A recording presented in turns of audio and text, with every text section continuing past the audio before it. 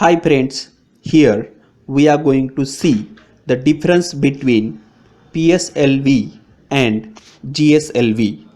यहाँ हम PSLV और GSLV इसमें क्या फ़र्क है ये देखेंगे. Recently on 26 September 2016, India, that is ISRO, Indian Space Research Organization of India, has launched PSLV C-35 to to deliver SCATSAT-1 satellite and other 7 satellite along with it. तो 26 सितंबर को PSLV C-35 का उड़ान हुआ था और उसके मदद से SCATSAT-1 सैटेलाइट और कुछ सैटेलाइट लॉन्च किए गए थे. उसी तरह से 8 सितंबर 2016 को GSLV लॉन्च किया गया था और GSLV की मदद से INSAT-3 सैटेलाइट इस्टेब्लिश किया गया था. तो सितंबर 2016 में ही PSLV और GSLV दोनों रॉकेट्स के उड़ान हुए हैं और उनकी मदद से अलग अलग सैटेलाइट्स इस्टेब्लिश किए गए थे. तो ये PSLV और GSLV में ये डिफरेंस क्या है, ये डिफरेंस जानना भी करंट अफेयर्स में बहुत महत्वपूर्ण है, क्योंकि 2016 में ही ईयर 2016 में अब तक PSLV की 5 उड़ानें हो चुकी है, यानी PSLV 5 बार लॉन्च किया गया है. तो उस हिसाब से करंट अफेयर्स और जीके में इसके ऊपर महत्वपूर्ण क्वेश्चंस आ सकते हैं एग्ज़ाम में. तो हम इस वीडियो में PSLV और GSLV इसमें क्या डिफरेंस है ये देखेंगे. PSLV and GSLV are the satellite launch vehicles, that is rockets, developed by Indian Space Research Organization, that is ISRO. Both are used to carry satellite and spacecraft to space.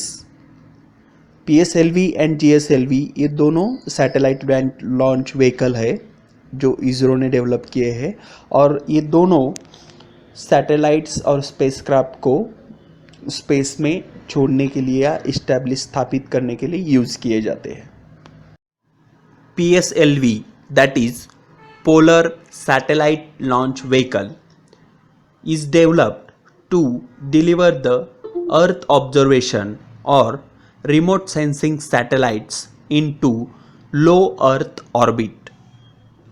PSLV, जिसे polar satellite launch vehicle कहा जाता है, ये mainly remote sensing satellite और earth observation satellite होते उनको establish करने के लिए बनाया गया था. ये जो रिमोट सेंसिंग सैटेलाइट्स और अर्थ ऑब्जर्वेशन सैटेलाइट्स होते हैं उनका उपयोग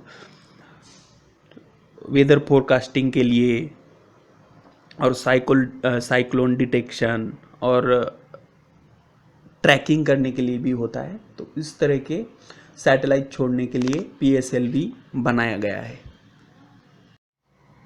PSLV can take up to 1750 kg of payloads to Sun synchronous polar orbit of 600 to 900 kilometre altitude. ये जो PSLV रॉकेट होता है वो 1750 kg तक का पेलोड 600 से 900 किलोमीटर की ऊंचाई तक स्थापित कर सकता है. तो ये जो ऊंचाई है इसे लो अर्थ ऑर्बिट कहा जाता है, जिसके लिए ये polar satellite launch vehicle use किया जाता है. पोलर सैटेलाइट लॉन्च व्हीकल के मदद से इस ऑर्बिट में सैटेलाइट्स स्थापित किए जाते हैं. GSLV, that is Geosynchronous Satellite Launch Vehicle, it is developed to deliver the communication satellites into highly elliptical geosynchronous transfer orbit. GSLV, जिसे जियोसाइनोक्रोनस सैटेलाइट लॉन्च व्हीकल कहा जाता है, ये कम्युनिकेशन सैटेलाइट्स स्थापित करने के लिए मेनली यूज़ किया जाता है। और ये जो सैटेलाइट्स है ये हाईली इलिप्टिकल ऑर्बिट होती है उसमें स्थापित किए जाते हैं। तो आप इससे समझ सकते हैं कि PSLV और GSLV इन दोनों में यही मेन डिफरेंस है कि PSLV के मुकाबले GSLV की कैपेसिटी जो है वो बहुत ज़्यादा है, पेलोड के हिसाब से भी और सैटेलाइट्स को कितनी ऊंचाई पर सेटल करना है, स्थापित करना है उस हिसाब से भी।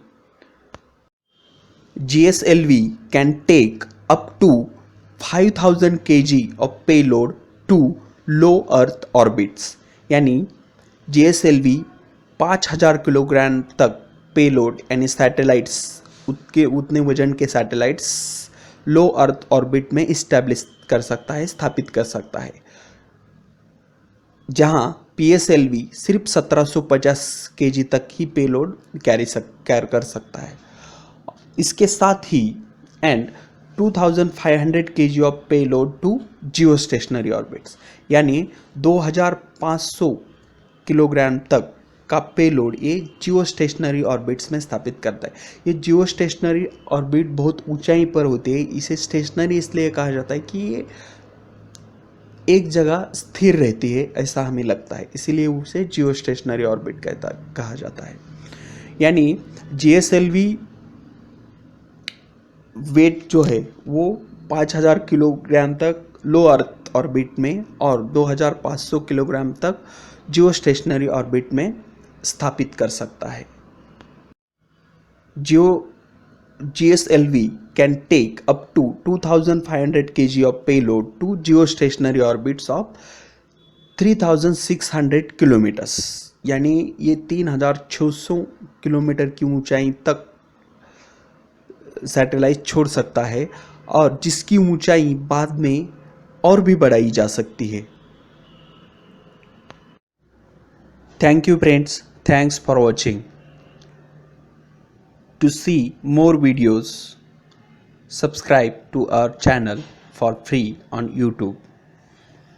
और आपको अगर इसी विषय पे और वीडियो देखने हैं या आपके कुछ डाउट्स है तो वो पूछने के लिए आप हमें नीचे वीडियो के नीचे कमेंट में लिखकर सवाल पूछ सकते हैं। Thank you friends, thanks for watching.